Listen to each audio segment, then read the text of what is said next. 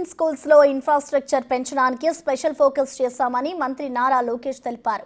గత ప్రభుత్వంలో 3 దశల్లో పనులు ప్రారంభించారని గుర్తు చేసిన లోకేష్ ఒక్క దశలో కూడా పనులు పూర్తి కాలేదని విమర్శించారు. అన్ని స్కూళ్లలో అక్కడున్న ఫెసిలిటీస్ ను గుర్తించి వాటికి రేటింగ్స్ ఇచ్చామని అన్నారు. దాన్ని బట్టి ఇన్ఫ్రాస్ట్రక్చర్ పెంచుతామని చెప్పారు మంత్రి.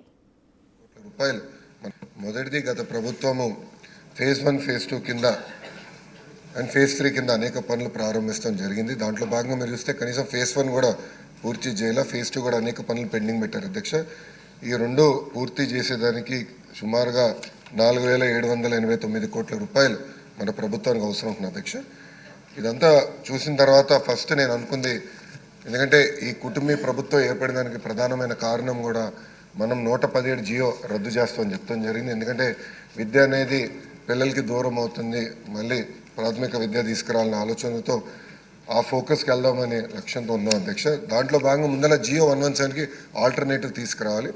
అది చూసుకున్న తర్వాత ఎక్కడ ఇన్ఫ్రాస్ట్రక్చర్ అవసరం ఉందో అది బేస్ చేసుకుని ఇన్ఫ్రాస్ట్రక్చర్ బిల్డ్ చేయాలనే లక్ష్యంతో మన ప్రభుత్వం ఉంది అధ్యక్ష. దాంట్లో అధ్యక్ష మీరు చూస్తే ఇన్ఫ్రాస్ట్రక్చర్ కూడా అనేక స్టార్ రేటింగ్లు ఇస్తాం జరిగింది అధ్యక్ష. 0, 1, 2, 3, 4, 5 స్టార్. ఇది ఎందుకు చేసామంటే నేను కూడా వ్యత్యాసం చేశాను. కొన్ని పాఠశాలలో ఇన్ఫ్రాస్ట్రక్చర్ అన్నీ ఉన్నాయి, బెంచులు ఉన్నాయి, టీవీలు ఉన్నాయి, రంగులు ఉన్నాయి.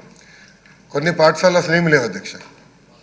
అంటే కంప్లీట్ ఎక్స్ట్రీమ్స్ నాకు ఫీల్డ్లో కంపెనీ ఇది కరెక్ట్ కాదని భావించి కొన్ని నిర్ణయాలు. ఒకటి లీక్ ప్రూఫ్ బిల్డింగ్, అన్నిటికీ పెయింట్ ఉండాలి, ఎలక్ట్రిసిటీ ఉండాలి,